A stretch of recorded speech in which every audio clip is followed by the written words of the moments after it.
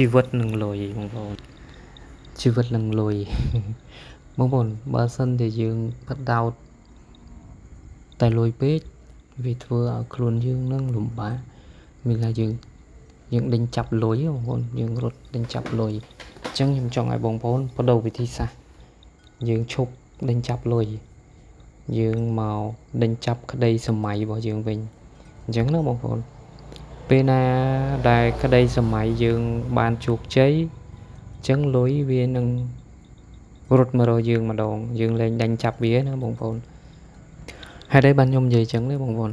ព្រោះក្តីសម័យហ្នឹងវាអាចធំជាងលុយដោយសារអីបើយើងសម្រេចក្តីសម័យយើងបាននោះលុយនឹងយើងឈប់ដេញចាប់ហើយវានឹងរត់មករកយើងក្តីសម័យហ្នឹងមានន័យថាម៉េចបងប្អូនក្តីសម័យមានន័យថាយើងដាក់ក្តីសម័យដាក់គោលដៅថាឆ្នាំហ្នឹងអញចង់ចិញ្ចឹមគោឲ្យបានទុកមេឲ្យបាន5ក្បាលបន្ថែមគោរឈ្មោះសានេះដាក់បាល្អបានកាត់កូនមកស្អាតដើម្បីលក់បានតម្លៃនោះពេលកាលណាយើងសម្រេចក្តីសម័យយើងបានហើយនឹងទឹកលុយគឺវានឹងរត់មករកយើងតែឯងបងប្អូន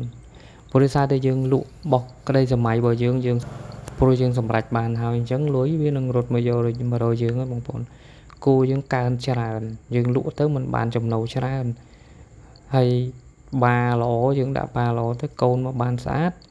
នឹងក៏សិតតែជាលុយដែលយើងរត់មករកយើងអញ្ចឹងយើងឈប់រត់ទៅរកលុយទៀតទេអញ្ចឹងយើងត្រូវរត់ទៅរកក្តីសម័យយើងឲ្យបានបងប្អូនសម្រេចគោលដៅក្តីសម័យយើងដែលយើងចង់បាននៅក្នុងវិស័យការចិញ្ចឹមគោឬក៏វិស័យធ្វើកសិកម្មធ្វើស្រូវធ្វើអីចឹងណាបងប្អូនយើងត្រូវរត់ទៅរកក្តីសម័យយើងឲ្យចប់សិនឲ្យបានសម្រេចនោះលុយវានឹងរត់មករកយើងតាមក្រោយ